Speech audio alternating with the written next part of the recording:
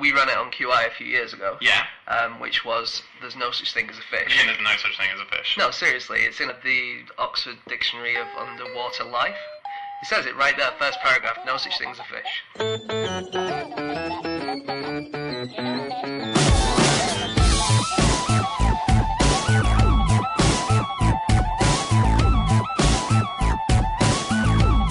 Hello, and welcome to another episode of No Such Thing as a Fish, a weekly podcast coming to you from the QI offices in Covent Garden.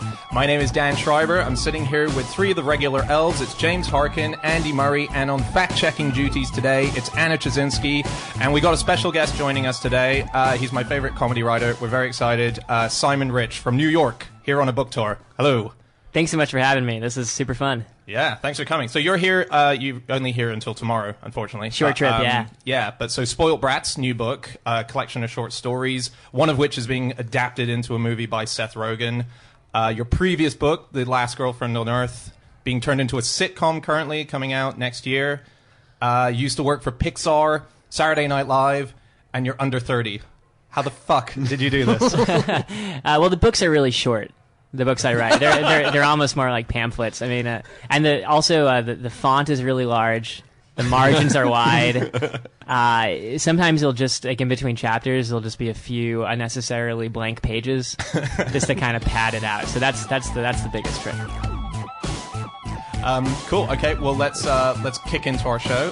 So we're gonna go fact number one. And we're gonna start with you, Simon. Cool. So my fact is about Coco, the gorilla who knows sign language. And according to my research, over the course of her lifetime, she has owned and cared for 3 pet cats. Yeah.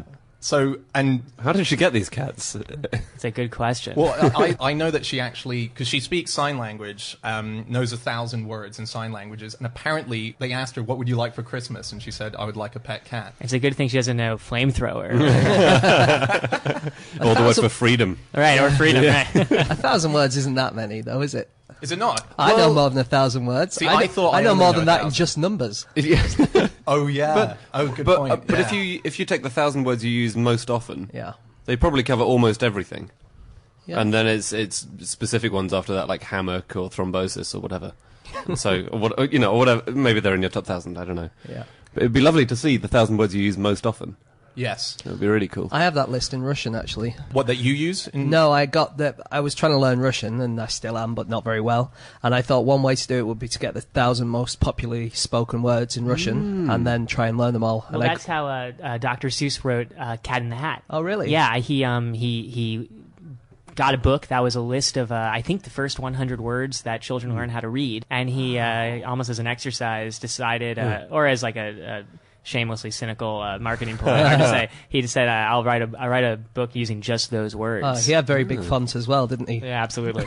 The biggest. Did he not do a thing where one of his books was a bet with his publisher that he could write a book with fewer than 50 words or something like that? I think that was Cat in the Hat. Might be Cat in Was the that Hat. Cat in the Hat? Yeah. Right, okay. Yeah. But a lot of his stories it's hard to tell if they're true. Like, he spread a lot of mythology about himself in his time. He said that he used to get all of his ideas from a small town where they made the cuckoo clock. He used to go there and they'd give him ideas. Well, but he was also a mummy hunter, which is interesting. Yeah, he used to go with his wife and go mummy hunting. Was this, is this late 19th century, early 20th? When Early was he? 20th. Dr. Seuss, he would have been later, right? Oh, later. Yeah, because I know he was a cartoonist 50s? during World War II, World War so II. it must have been before or after that. It's amazing that even then you could still go mummy hunting. Well, they used to dig up mummies and crush them up and sell them as medicine in jars. Where? Just around. Like Brooklyn? Yeah, like back alleys. Oh, no, there's a book that says that the kings of England, lots of them were cannibals. Right. Because they consumed human flesh in the form of mummies, ground up mummies and things like that. Yeah. Yeah, they thought it had some sort of curative property. Wow. Yeah. Anyway, back to Coco, the gorilla. So has Coco asked for a pet cat, and also was quite deceived. Coco basically one day, this is a story I read about Coco the gorilla. They came back to where Coco is, and a sink had been ripped out of the wall. This is my favorite Coco story, too. Oh, well, tell it then. Tell us. Right, yes. So a gigantic sink had been ripped out of the wall, and a 2,000-pound sink. And the scientist confronted her and said, who ripped out this sink? Signed, who ripped out this sink? And after the long pause, Coco signed Janice, and Janice was one of the lab assistants who was a 21-year-old, 95-pound woman, and Coco tried to pin it on her, and the scientist signed to Coco. I don't believe that Janice ripped out Sink. I think Gorilla ripped out Sink, and Coco had to sort of hang her head and admit what she'd done, and she signed Coco ripped Sink, bad Gorilla Coco. Because I read that she blamed the cat as well. Oh wow, she was always pinning things on other. Yeah. Is that why she wanted the cat to just disguise her crime? Yes, exactly. Yeah. She needed A stooge. a stooge. Yeah, exactly. But that's actually, I read about another story about Coco, apparently. So she has a name for a human, which is Nipple. And she, at least 3 former keepers have claimed that they were pressured into showing their breasts at the gorilla's request. That's right. This Coco was kind of like an evil tyrant, and it seems like she got whatever she wanted, whenever she wanted, and there were no checks and balances, and she was constantly making the scientists disrobe, and Yeah, Coco knows what's going on. absolutely. Maybe the cat she wanted was a white fluffy cat which she could stroke. She dictated her demand. Yeah. She's quite old now. She's 30 or 40 years old. How long can human gorillas years. live till? I think that's a reasonably advanced age. I think maybe longer than that, evidently. But Right. I mean, I think- captivity in the wild differs. Yeah, so. they live longer in captivity, I think. The oldest known primate that's non-human, I think, was cheetah out of the Tarzan movies. Oh yeah. Because it lived in captivity in Hollywood somewhere. And obviously we don't know how old every single primate is, but this one in particular lived to about 70 or something. like that. Really? Yeah. It was an the artist. Hollywood lifestyle there, isn't it? You Yeah, know. Cheetah was an artist, right? Yeah. It's same with Bubbles, Michael Jackson's monkey. But Bubbles had a rough end. He ended up in a sanctuary far away from the glitz and glamour. Yeah, Oh, really? Yeah. Michael apparently never visited. Although it said, I read this thing where they said that he always thought of Bubbles as his first child, and added that he hoped the Jackson children would keep in touch with their stepbrother after he's gone. So he did love him, but he got too aggressive. He got too big. Apparently, That's apparently right. when chimpanzees get too big. They're Well, pretty strong. Can you imagine Bubbles in that animal sanctuary with the other chimps trying to explain what his childhood was like? I mean, how would anyone believe it? He'd have In been a the Michael cage. Jackson of the chimpanzee world. That's right. Yeah. My grandmother used to own a chimpanzee in She? Cambodia. Really? Was it Yeah. your half-brother? It was named after me, actually. Was it? Yeah, it was called. They call me Chumps. That's my nickname I had as a kid from them, and they It named. sounds like you were named after the chimpanzee. Yeah. Well, they had a gibbon as well, and they kept it in this cage in this restaurant. They had a restaurant in Cambodia where. It's not like a pick your own gibbon thing, is it? 'Cause No. it's, you know. No, they were their Okay, pets. okay, yeah. sure. It was an amazing restaurant because they used to have a massive menu, but everyone kept ordering the goulash. And what they discovered was that one of the chefs kept putting marijuana inside, which is legal there. So they got rid of the whole menu, and it was just a goulash marijuana place. That's what my grandmother. But they had to give away the chimpanzee because she got sexually frustrated with the gibbon in the cage and ripped its arm off. It's very sad. Oh, Yeah, wow. ripped Christ. its arm off. Like That's what That's sexual marijuana will do frustration. for you. yeah. Wow. Well, they're freakishly strong, and they've evolved to go for vulnerable parts of another primate's body. So they will rip off the genitals of male rivals and throw them. Will they? Yeah, hundreds of feet. Throw them. Yeah, and because then Whoa. you're simultaneously killing your enemy, and also you're expunging his genetic influence on your tribe. Very much the John Wayne Bobbits of the animal kingdom. And very efficient Yeah. form of violence. God, imagine you just walking through the forest as an explorer and this gorilla cock smacks you in the face as you're walking along. That's a rough day. That's a rough day. Aren't gorilla testicles only about an eighth or a 16th the size of human ones? Certainly Part the of penises are very small. Gorilla penises. But that's because they do all the establishing supremacy with their muscles, isn't it? With their body. Yeah. There's no need for sperm competition because Right. they, once you're a male gorilla and you get a harem, then you're away. You don't need to worry about competition from other males in that sense. And you Okay. don't need like a cool car. Yeah. You can just kind of show up. Yeah, I think it's something like a male silverback gorilla's erect penis is 1/4 of an inch in length or something I like think that. you might be right. Yeah. So like a normal sized penis, right, guys? Like an average male penis. I Okay, should we wrap up with this one? Yeah. Anna, we should go to you. Do you have anything you want to add? Yeah, a few things. So, a long time ago, you guys were talking about the 1,000 most commonly used English words. Oh, yeah. Yeah, so I've got a gonna list of them them all? here, and I thought I'd read them all out. The, a, and. You're right. The, of, and. Yep. How much time have we got? I know the three most common nouns are time, person, and year. Yes. Anyway, the first 25... Shut up, James. Don't care, it's my role now. This is my moment. The first 25 words in the 1,000 most frequently used words make up a third of all printed material. Just 25 words. Wow. The reason Coco knew what a cat was before she had her pet cat, her two favourite books were The Three Little Kittens and Puss in Boots. And so she looked at those pictures and knew the word for cat. I don't asked know for a the cat. Three Little Kittens. Neither do I. You know should the Three talk to Little Coco. Pigs. Anyway, they first of all tried to give her a stuffed toy that looked like a cat to fob her off, and she was really pissed off and made it clear that she needed the real thing. So they got her the real thing, and she named it All Ball. Did we discuss that? No, we didn't. So she named her first kitten. Obviously, she only has 1,000 words in her vocabulary, which it turns out isn't enough for a good cat name. So she called it All Ball because apparently, according to her owners, she likes to rhyme in sign language. Time for fact number 2, and that's my fact. My fact this week is, according to Yeti experts... Oh, God. Yeah. It is easier to escape a female Yeti than a male Yeti because female Yetis have such long dangling boobs that before they can chase you, they need to chuck them over their shoulders like a scarf. Otherwise, they may trip on them and bang their head. James, you're looking sceptical. That's a fact. Yeah, it's a fact about something that doesn't exist. It's a fact about something that no one has ever seen, yes. But it's a fact that comes from Captain John Knoll. Captain John Knoll was the guy who first broke into Tibet under a guise, because you weren't allowed as a Westerner into Tibet. And he was the first person to see Mount Everest and think, we need to climb that. He came back to England and he pitched it at the Royal Geographical Society, and that's what led to the Mallory expedition. And he was on the Mallory expedition. He was the official photographer. Do you think they said, I'm not really sure that sounds like a good idea, and then he said, oh no, there's giant monkeys with enormous breasts. Yeah, exactly. He might have. I don't know if he believed in the Yeti. That might have been that was a bit of myth that he brought back with him. But it's a fact. It is a fact about something that people who believe in the Yeti believe. If you were talking to someone who believes in a Yeti right here in this room and you said, did you know this? I'd say, yeah, of course.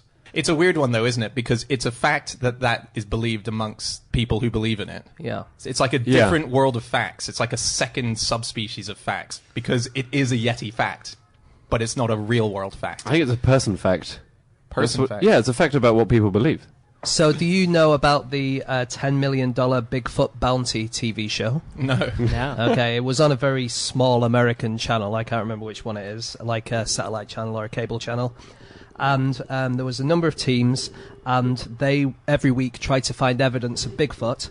And whoever found the least evidence each week would get kicked off until there was only 2 teams left. So how did they classify the least evidence? They had a team of experts who would explain that, and the final 2, whoever got the most evidence, if they could find evidence of Bigfoot, then they would win $10 million. Wow. Did the prize go unclaimed? It went unclaimed. At that point, even I know Bigfoot is something of a recluse, but if I were him, I would go in and make a deal and say, "I'll take $5 million. You take $5 million. I'll pose for one picture." And Yeah. But hang on, the premise of this show is that if you find most or least evidence, you're either saved or kicked off.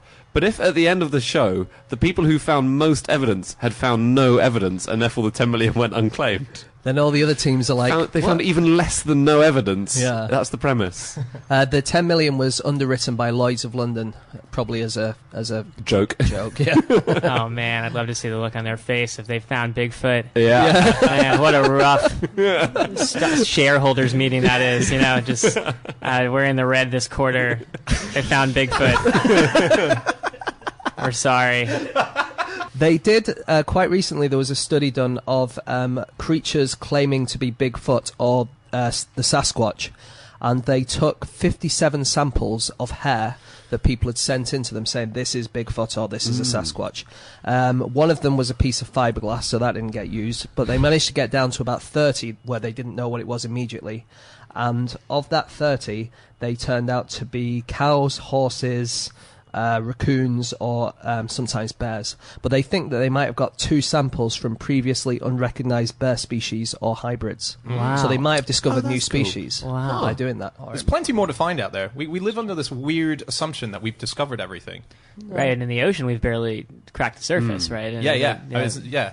The ocean is, I think we've done something like 6% tops. We've definitely mapped Mars better than the ocean. The thing that I liked most about this Yeti fact, other than it's Yetis, and I love Yetis, is that I just love its advice to escape.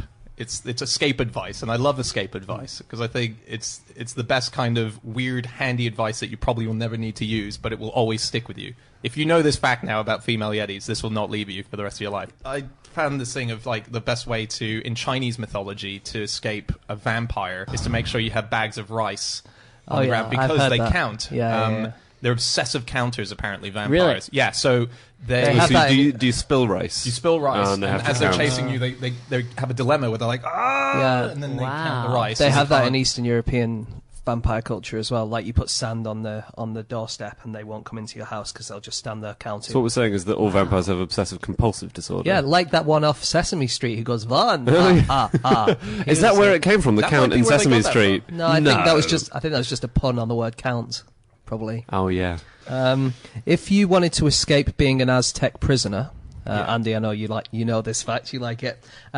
If you were a slave, in Aztec times, the way to escape was to run away from your master in the middle of the market and step in some human excrement. And if you did that, you were no longer a slave. Really? Yeah.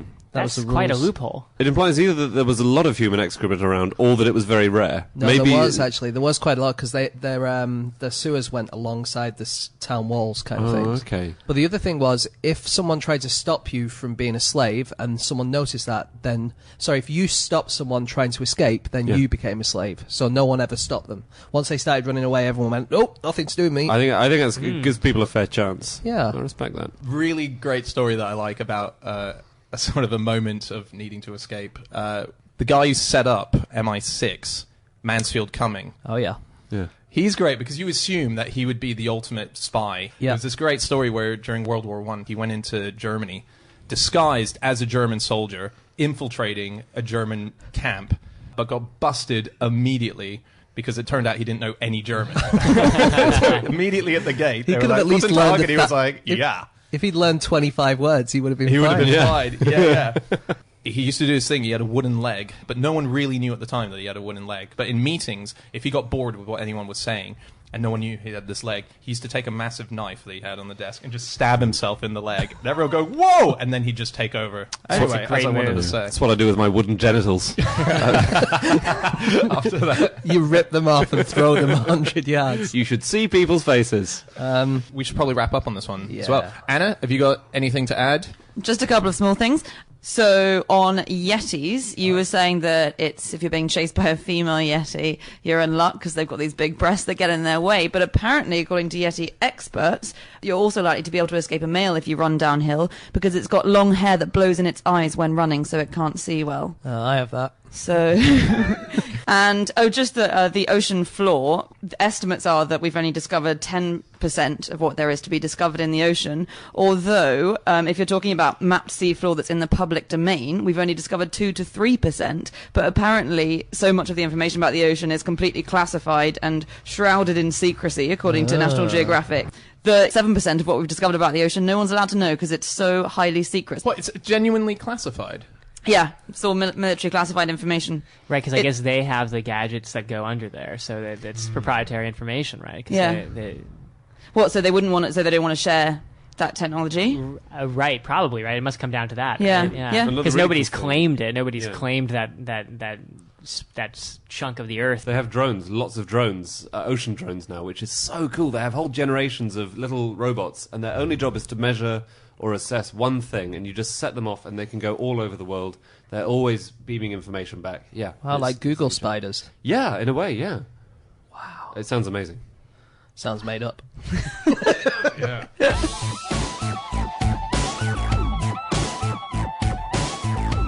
Okay, on to fact number 3, James. Okay, my fact this week is the Kama Sutra suggests 64 arts to practice alongside sex. They include solving word puzzles and teaching birds how to talk. Yeah, that's weird. I just assumed it was just all sex party. No, not that much sex in there at all, really. In that case, I am a lot sexier than I realised. Because I'm getting pretty good at the Telegraph cryptic crossword. That's amazing. There's 64 of them. Some of the others: tattooing, the art of making beds, playing on musical glasses filled with water, knowledge of mines and quarries, and the art of cockfighting. Or are these dating ideas before you get to the actual portion of the book about sex? No, it's... Why not visit a mine or quarry? Why not play musical glasses filled with water? Yeah. But so what was the book then? What is it? Okay, the book is, it was written in the 3rd century by a celibate monk, and he was bringing together all of the different writings from beforehand that were about sex or about the art of mating in humans.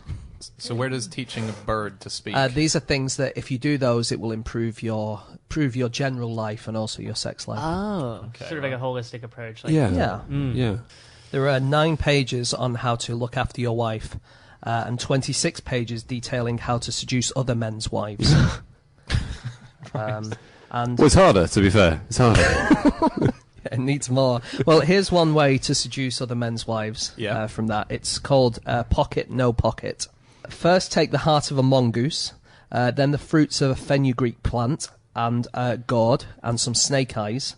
Mix them all together, cook them over the fire, and then put them in your eyes, and it'll make you invisible. And then you can go and find another man's wife. What? That's in the Kama Sutra. Have we mistranslated invisible for blind? Yeah, exactly. Yeah. God, times were great back then. If a recipe at the beginning of a thing says take the heart of a mongoose, and Yeah, that's you just a lead normal- with that. Yeah, just the very first ingredient. That's like the equivalent of like preheat the oven at 350 degrees. It's just the most basic instruction. Yeah, there's a papyrus, an Egyptian papyrus, which has a load of things that when it says snake's blood, what it's supposed to be is some kind of fruit juice or something, and when it says crocodile excrement, it's supposed to be some clay, a special kind of clay from Ethiopia. Yeah. So they use these words even though they didn't really mean Oh, that. it's all coded. Yes. James has a theory that because in There's a lot a- of contraceptive, they say that the ancient Egyptians used crocodile dung as a contraceptive. Yeah. But you... And I think it was just actually a piece of clay from Abyssinia or from Ethiopia, and they used to make it into what do you call these, a pessary,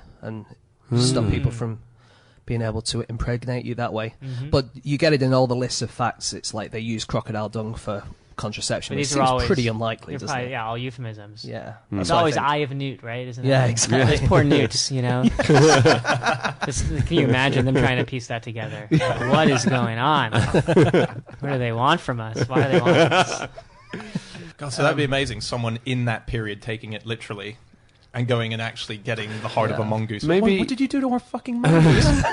That means pencil. Get a pencil. Everyone knows it's Oh, that would be very embarrassing to serve that, you know, witch's potion up and Yeah. filled with all the literal ingredients. Yeah. It would explain a lot of fancy cookbooks today as well if Heston Blumenthal is actually using a series of elaborate metaphors and he just wants us to make spaghetti bolognese. That's true. But he's saying, take liquid nitrogen. No, I mean ice. Yeah, so what else is there in the Kama Sutra? So the Kama Sutra was discovered by Richard Burton, who did the first British English translation. Yeah. We should say not Richard Burton the actor. Richard Yes. Burton the Victorian explorer. That's right. Yeah. Yeah. Not that Richard Burton. Who is the most extraordinary character? Yeah. Seemingly fictional when you read his life story because of the amount of things that he did. Spoke like 30 languages. There's probably too many that I've made up there. But Yeah, he did speak a lot of languages, but I'm not sure how well he spoke them all because he translated the Kama Sutra from Sanskrit, and whenever he was supposed to translate the word dildo, he put statue instead, which kind of changes the meaning of some of the things in there. Yeah. He also, when instead of writing about penises and vaginas, because he was writing for a Victorian audience, he would call the penis lingam, which was Sanskrit for wand of light, and he would call the vagina yoni, which was Sanskrit for sacred temple. Wow. So it's place your wand of light into the sacred temple. So it must read like a Harry Potter book when you read his version of the Kama Sutra. Do we have more sort of ancient love guides outside of the Kama Sutra? I've never really heard It's of an one. Egyptian one. I don't Is know. there? Yeah, I can't remember. What it's called. There's one called the Turin Erotic Papyrus. What's that? Genuinely, there's the Turin Shroud, and then from about 2,000 years before that is the Turin Erotic Papyrus. And it's a series of blue drawings, basically. Yeah. I don't think it's meant quite as a love guide. I think it's more to titillate and things like that. Okay. Yeah. There was that great, I can't remember his name, Anna, you might be able to find it, but in the Natural History Museum, they have effectively what is an erotica book. It was during a Shackleton trip where the guy who was studying penguins witnessed the insane love life of penguins, and he found it so dirty that all of the bits where he had to describe the actual like sexual acts he put into, what was it, Greek, into ancient Greek. so that you had to be a real scholar to And actually then I think it was he in a so code. embarrassed. I think it was a code on top of ancient Greek. Yeah. So they crack the code, Wow. and then even after you've cracked the code, it's still in ancient It's Greek. still in ancient Greek, Yeah. right? If I saw something coded in ancient Greek, I would assume the worst and translate that. I'd jump right into that. Yeah, God, exactly. pornography was a lot harder to access in the old days, wasn't it? You had to crack the code, and then translate from Greek, and then it's about penguins. So the Kama Sutra again, they have a section on oral sex. Well, it starts off saying oral sex is very, very terrible and you shouldn't be doing that kind of thing. And then they have quite a few pages on how to do it.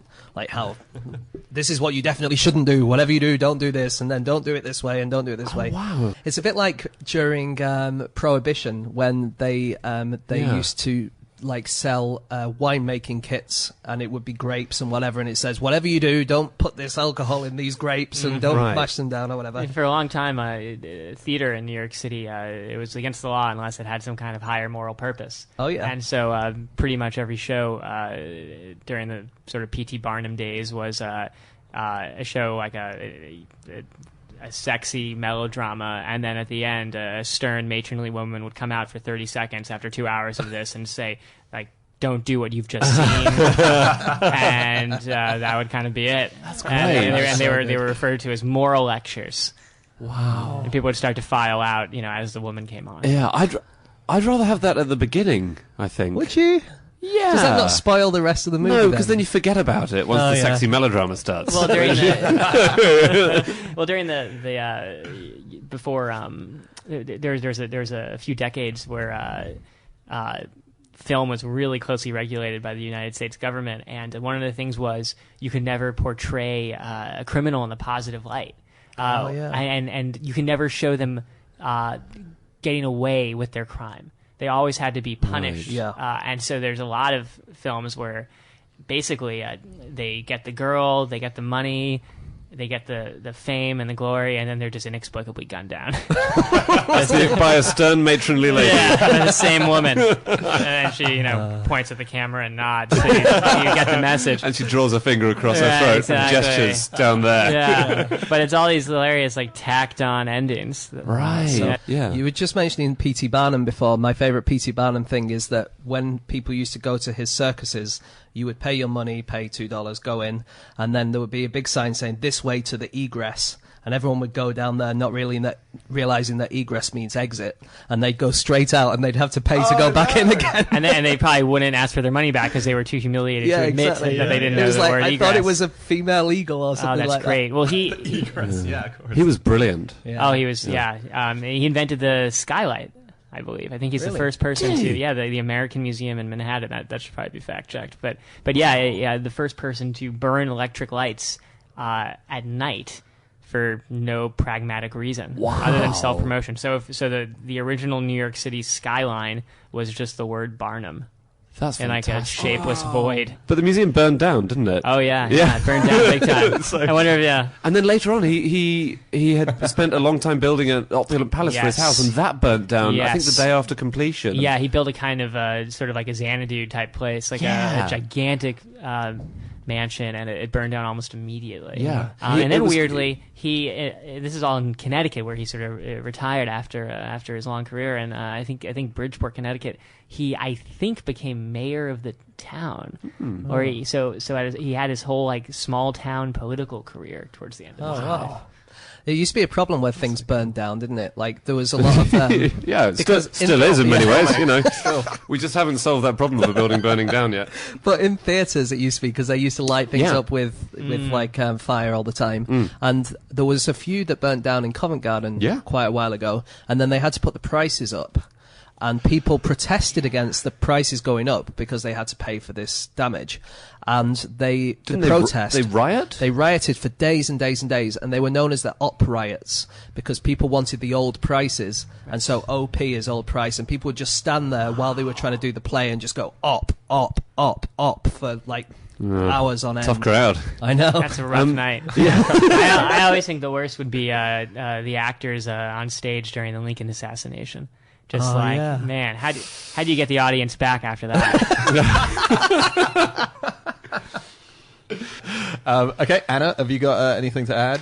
Yep, a couple of things to clarify. So the guy you were talking about who wrote The Sexual Habits of Adelie Penguins was Dr. George Levick, who was the surgeon and medical officer for the British Antarctic expedition led by Scott, 1910. Yeah, it was suppressed for almost 100 years, 97 years, and was only made public in 2012 because it was considered too crude for society to handle. I think, did we mention that on QI, that the penguin thing? I think it might have been on the show, in which case he kept it secret for more than 100 years until 2012, and then the next year we put it on national television. Yeah.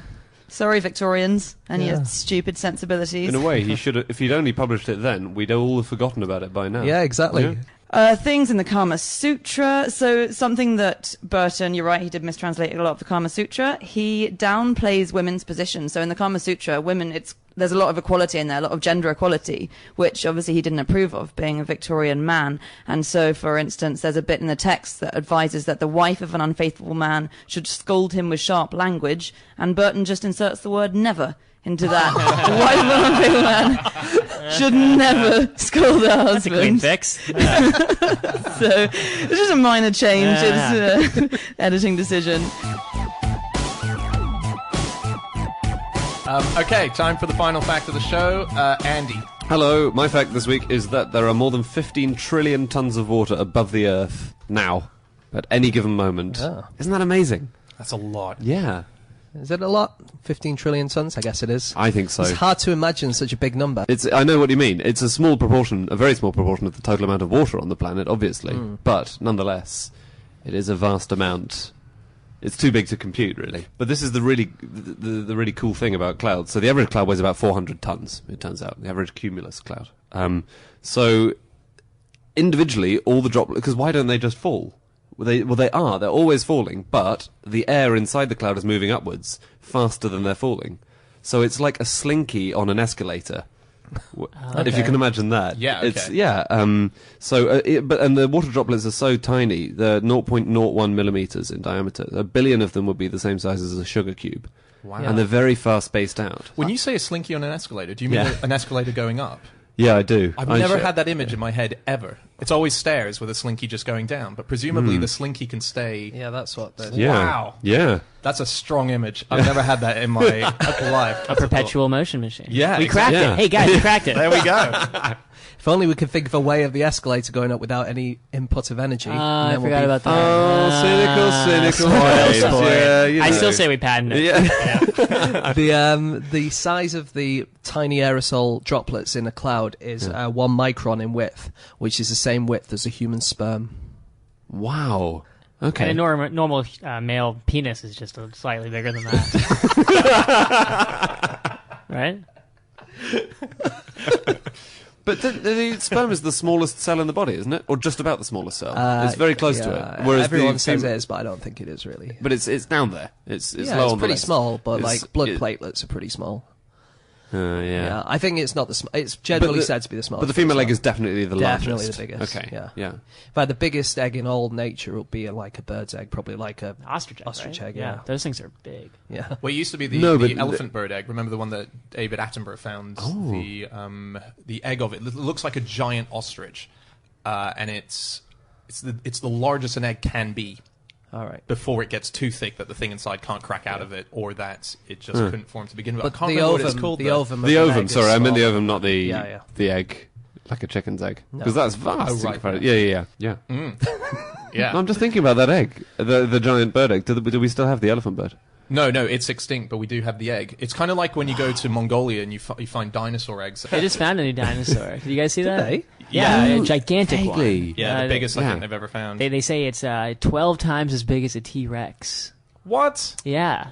I Wow. read that in the 12 Guardian times. this morning. Yeah, 12 times. It is scary when you see the photos of these giant, thigh bones, which are twice the size of a person. But did you know that most of these dinosaurs had feathers?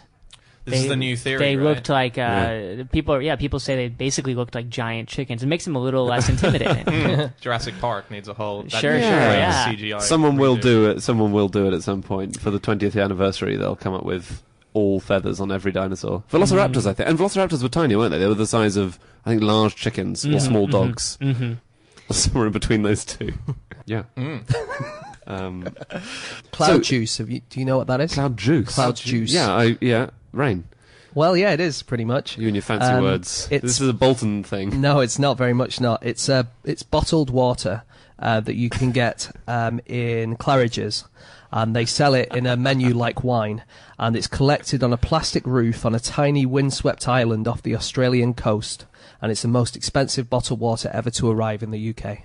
Wow. How's it sold as being better than because normal bottled water? the trade winds come off the ocean, and it's supposed to be much purer because there isn't any pollution on the rain. It's weird, isn't it? Because it's just H2O. Yeah. There are ways of purifying water. You just need to boil it and condense it, and then you've got no impurities at all. Yeah. And yet, we have this idealized water in our heads. Yeah. You could I buy want some so badly. Yeah. Don't you guys want to taste that? I bet it's Right. great. Yeah. Let's all go to Claridge's. Let's get sushi on the way. Get them to sponsor this thing. Yeah. Looking for a sponsor. We'll be swimming in cloud juice. Cloud juice. It sounds hot. It doesn't sound nice though. It's not a nice name. Yeah, why do they call it Cloud cloud water, juice? lovely. Cloud juice. Cloud juice. Yeah, It's a bit claggy, isn't sky it? muck. but there's also, you could get beer where the water comes from glaciers, and that's supposed to be like better and purer. Oh, like I'm not ice, sure. ice vine as well, Yeah. which is wine where the grapes are frozen, and so all the sugar is pushed into the remaining bit of the grape, which isn't frozen, and then you crush that grape, Right. so it makes a much sweeter wine. Yeah, Okay, have you heard of Cloud9? Yes. Yeah. Yeah, of course. Yeah. Well, this is really cool. Cloud9 is not the highest, most elegant floaty cloud there is. Cloud9 is actually at the very bottom of the height scale in the International Cloud Atlas. It's like high fog, essentially. Oh. It's cool. It's cumulonimbus. So cumulus are the fluffy ones, nimbus are rainy, and that's Cloud9. Yeah. If you want really high, elegant clouds, you want Cloud 0, which is cirrus. And that's the stuff which is just ice crystals in the sky. It's just millions of ice crystals floating Wow. together. Yeah. Did they change the numbers or something? Is that why we say Cloud9 is No, so great? they were all. So the famous system was invented by a scientist called Luke Howard, which is all the Latin names: cumulus, nimbus, stratus. Cirrus is lovely. It means a curl of hair. It's really because it looks beautiful like that. But he came up with the system, and the poet Goethe was so impressed with this incredible classification job that he dedicated 4 whole poems to him, and he praised him for bestowing form on the formless and a system of ordered change on a boundless world. You know, back in the day when there weren't names for different types of clouds. But this is really cool. The year before Luke Howard came up with his, that was 1802, there was another French scientist called Jean-Baptiste Lamarck, and he came up with a system.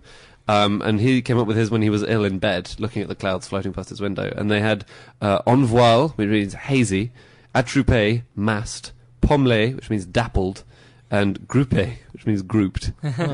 Was that the same Lamarck who came up with evolution at the same Yes. time as Darwin? Sounds same like it guy. is. Yeah. Man, so he was off on a couple of things. Yeah, but unfortunately no one paid any attention to his system. And the Yeah, next yeah. year, along comes Fancy Boy with his Latin, and away you go. But they believed him about, giraffes stretching their necks out until they were long. Yeah. Like, people bought that for a while, right? Yeah, Was that him? There's still some Oh, yeah, people. Lamarck, yeah. There's still some people who think that Lamarckism will come back one day. What? There was some studies in the last few years that mice can pass their memories on to their grandchildren, and if that was true, if that Then turns out to would be true, prove that would be Lamarckian Lamarckism. theory, yeah. But- Oh, is that Lamarckism? Yeah. Really? Right, yeah, That is it's such a mad idea. saying you can pass on learnt traits.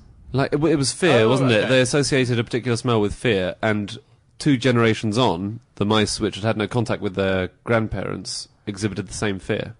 Okay. Which is, if true, unbelievable. So it's not like us getting, you and me suddenly talking about the war. No, but the fear had altered their...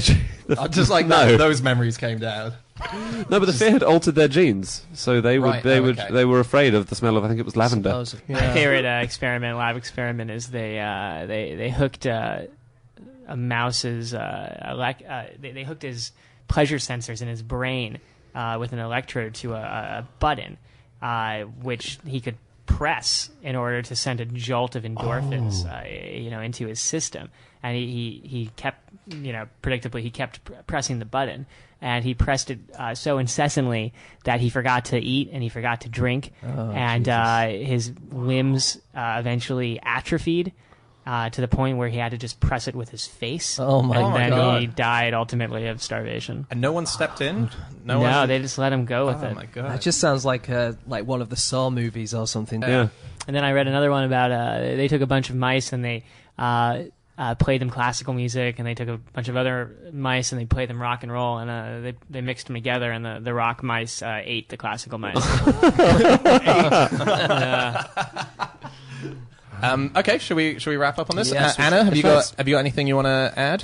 So the largest dinosaur ever found has been discovered. It weighed as much, they estimate, as 14 African elephants. It's 7 tons heavier than the previous record holder. It was found in Argentina, so that's pretty impressive. And it's about 20 meters tall, which reminded me of a thing I read, and I think it was a New Scientist blog. If anyone saw the first episode of this series of Doctor Who, where the T-Rex was the same height as Big Ben. Oh, yeah. The largest known specimen of a T-Rex that we have is 4 meters, and Big Ben is 96. So...